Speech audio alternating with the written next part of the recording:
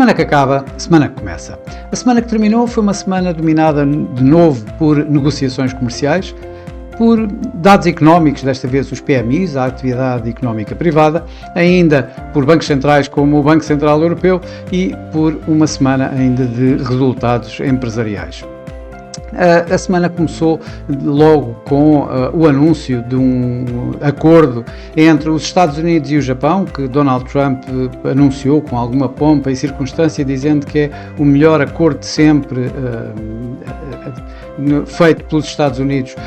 com o Japão, o que levou de imediato aqui a algum suporte aos mercados. Isso ao mesmo tempo que Donald Trump continuava na sua cruzada contra Jerome Powell, ou melhor, contra as taxas de juros altas, que ele continua a combater e que desejaria ver Jerome Powell a cortar essas mesmas tarifas, o que o tem levado a várias críticas e desta vez em torno da reconstrução ou da renovação da sede da Reserva Federal dos Estados Unidos, que aproveitou esta semana para ir visitar e, entretanto, fazendo mais alguns reparos relativamente às taxas de juros demasiado altas, a seu ver. Ora, isto numa semana em que tivemos o Banco Central Europeu, que também manteve as taxas inalteradas, desta vez, pela primeira vez, de há um ano para cá, ficaram em 2%, as taxas de depósito, com uma Christine Lagarde um pouco mais hawkish do que tem sido habitual, dizendo que a economia europeia está no bom caminho, dizendo que o Banco Central Europeu se encontra num bom ponto e que poderá esperar mais tempo. Não fechou a porta completamente a um novo corte em setembro, mas dificultou bastante, digamos, essas expectativas relativamente a isso, com o mercado agora continuar a contar com um corte de mais 25 pontos na taxa de juros do Banco Central Europeu, mas já não em setembro, talvez mais um pouco mais para o final do ano. Isto numa altura em que também saíram os PMIs e que vieram de alguma forma corroborar a história de Christine Lagarde, a narrativa de Christine Lagarde. Os PMIs na Europa mostraram-se em torno dos atuais níveis, em terreno, grande parte das vezes em terreno de expansão e em linha com as expectativas do mercado. Nos Estados Unidos, estes PMIs também foram conhecidos esta semana, apresentaram-se um pouco mistos, tiveram uma inesperada queda na atividade manufatureira, mas por outro lado a atividade de serviços apresentou uma aceleração notável. Isto numa altura de época de resultados, numa altura em que vamos tendo a apresentação de empresas de peso, como por exemplo esta semana foi a Alphabet, dona da Google, que mostrou resultados acima do esperado, e já a Tesla mostrou uns resultados um pouco abaixo do esperado. No cômputo geral, digamos que os resultados apresentados esta semana vieram em torno das expectativas dos mercados. Ora, os mercados acionistas esta semana acabaram por ter mesmo esse suporte, principalmente das boas novas, digamos, das negociações comerciais dos Estados Unidos com os restantes parceiros. E isso viu-se no mercado, por exemplo, no mercado nipónico, nomeadamente, em que esta semana o Nikkei ganhou mais de 4% e registrou novos máximos de há um ano a esta parte. Já o Eurostoxx acabou por terminar a semana em terreno negativo, perdendo aqui marginalmente 0,2%, enquanto os Estados Unidos acabaram por ter uma semana bastante positiva, em que o SP 500 e o Nasdaq registaram novos máximos históricos e com o SP 500 a terminar aqui a negociar, a ganhar cerca de 1,5%. Já por cá, por Portugal, o PSI ganhou marginalmente aqui à volta de 0,4%, quando foi, digamos, suportado por uma Galp que ganhou um pouco mais de 5%, um pouco mais de 5,5%, assim é que é, e pressionado pelo Manos, que perdeu exatamente esse valor, cerca de 5,5% também. No mercado cambial tivemos um dólar que começou por cair no princípio da semana, isto também pressionado pela situação de pressão sobre o Fed por parte de Jerome Powell, o que levou os mercados de alguma forma a levarem as expectativas de algum corte mais rápido por parte da Fed. No entanto, os bons dados, nomeadamente dos novos pedidos de subsídio de desemprego, acabaram por dar aqui assim algum ímpeto ao próprio dólar, que acabou por recuperar nos últimos dias e acaba por terminar o DXY aqui acima dos 97, o índice do dólar. Por outro lado, o euro-dólar registrou mais uma semana de ganhos, contidos, de qualquer das formas, abaixo do máximo do ano dos 1,1830, veio aqui à volta dos 1,1780 e termina aqui à volta de 1,1730, 1,1740 durante esta semana, e onde se manteve praticamente toda a semana a negociar. A Libra esta semana registrou algumas perdas, uns PMIs abaixo do esperado, vendas a retalho também abaixo do esperado, acabaram ainda por pressionar mais a Libra, com os mercados à espera de mais cortes de taxa de juros por parte do Banco de Inglaterra. O Euro-Libra acabou a semana a negociar acima de 0,87, o que não fazia já há algum tempo. Depois de várias semanas a perder, de termos tido a coroa sueca aqui tida como uma das moedas que mais perdeu durante estas últimas semanas, esta semana temos exatamente o contrário, temos aqui a recuperação da coroa sueca, que esta semana foi das divisas que mais ganhou no mercado, tanto face ao euro como face ao dólar. Nos mercados emergentes, o Rand tem vindo a destacar-se pela positiva, desta vez destacou-se pela negativa, numa altura em que estamos em semana véspera de reunião do seu Banco Central, e por outro lado, em perdas mais acentuadas, tivemos novamente a lira turca, que continua a perder tanto face ao euro como face ao dólar, numa semana em que o seu Banco Central cortou a sua taxa de juros mais do que esperado, de 46% para 43%, e está a levar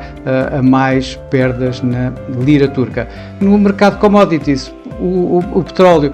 acabou por estar pressionado com as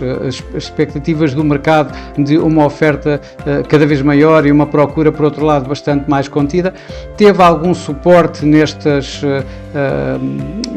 nas negociações comerciais, ainda trouxeram algum suporte ao mercado, mas que acabou no final da semana por desaparecer um pouco, isto pela possibilidade de haver alguma oferta suplementar por parte da Venezuela, com a administração Trump a permitir a Chevron a retomar as suas operações na Venezuela e, portanto, a aumentar a oferta desse país. No ouro, a semana também começou em ganhos, com o ouro a continuar a ser, de alguma forma, o ativo preferido em termos de incerteza. No entanto, com os acordos comerciais, com inclusive as taxas de juro, as yields de curto prazo norte-americanas a voltarem a subir um pouco, depois de haver aqui, depois de algum abrandamento das pressões de Jerome Powell sobre a Fed, e com as expectativas relativamente à Fed a continuarem a aumentar para que mantenham as taxas de juros nos atuais níveis, acabou por levar o ouro também a acabar a semana em perdas. A semana que vai começar é uma semana que vamos continuar a ter como pano de fundo, digamos, os acordos comerciais, onde vamos ter mais bancos centrais, principalmente a Reserva Federal dos Estados Unidos. Vamos ter uma semana bastante forte em termos de dados económicos e também bastante forte em termos de resultados empresariais, com uma série de empresas de peso a mostrarem os seus resultados durante esta semana. Vamos ter em Estocolmo, na Suécia, as negociações entre a China e os Estados Unidos, que poderão definir então um acordo para, digamos, ultrapassar a tal data de 13 de agosto que está para, para a imposição das tarifas recíprocas dos Estados Unidos à China. Na Europa também vamos estar à espera de um acordo a qualquer momento, poderá ser ainda durante o fim de semana que ele aconteça, ou no início da semana. Von der Leyen vai encontrar-se este domingo com Donald Trump na Escócia e vamos ver se por aí poderemos ter algum fumo branco nas negociações da Europa com os Estados Unidos relativamente às tarifas recíprocas, isto quando estamos perto do tal deadline do dia 1 de agosto, onde vão começar então as tais tarifas impostas ou anunciadas por Donald Trump de 30%. Uma semana cheia de bancos centrais, vamos ter a Fed, o Banco do Canadá, o Banco do Japão, o Banco Sul-Africano, o Banco do Brasil, todos eles se espera que mantenham as suas taxas inalteradas. Claro que de importância maior continua a ser a da Reserva Federal dos Estados Unidos, onde não se espera qualquer alteração, apesar da contínua pressão que Jerome Powell continua a manter sobre o Fed. O mercado vai estar bastante atento à comunicação e a ver de que forma é que poderão de alguma maneira ver o próximo corte de taxa de juros, se iremos ter esse próximo corte de taxa de juros já em setembro, ou se irá ser um pouco mais ou irá ser prolongado um pouco mais no tempo. Nos dados económicos, como digo, vai ser uma semana bastante forte. Vamos ter dados do crescimento económico, o PIB, vamos ter dados da inflação, vamos ter dados do mercado de trabalho. Nos Estados Unidos, o PIB do segundo trimestre deverá subir 2,4%, pelo menos é o que o mercado está a contar, isto depois de uma contração de 0,5% no primeiro trimestre. Vamos ter acesso ao Core PCE Price Index do segundo trimestre, a medida mais observada pela Fed, importante para vermos até que ponto é que as tais expectativas relativamente a cortes de taxa de juros.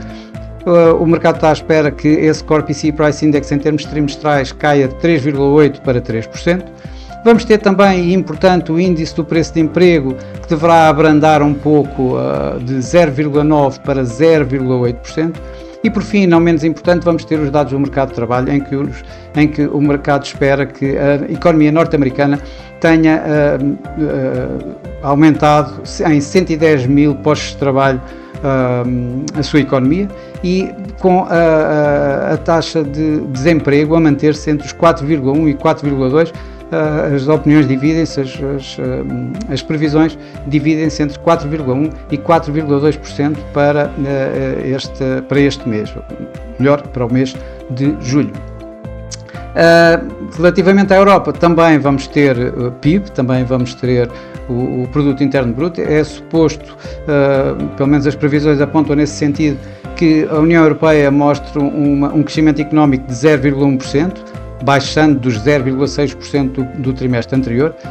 Vamos ter dados da inflação, onde se espera que os preços em termos mensais em julho mostrem uma queda de 0,2%, isto levando a taxa de inflação anual dos 2% para 1,8%, e a inflação subjacente, portanto sem alimentos e sem combustíveis, possa cair de 2,3% para 2,2%. Para finalizar, no meio disto tudo, vamos ter uma forte semana de dados, de resultados empresariais, com empresas de grande capitalização bolsista, como é o caso, por exemplo, da Microsoft ou da Apple, mas ainda vamos ter outras financeiras como a Visa e outras tecnológicas ainda, e ainda de energéticas, como por exemplo a ExxonMobil. Portanto, vai ser de facto uma semana bastante bem preenchida, tanto em dados macroeconómicos como em dados empresariais, de resultados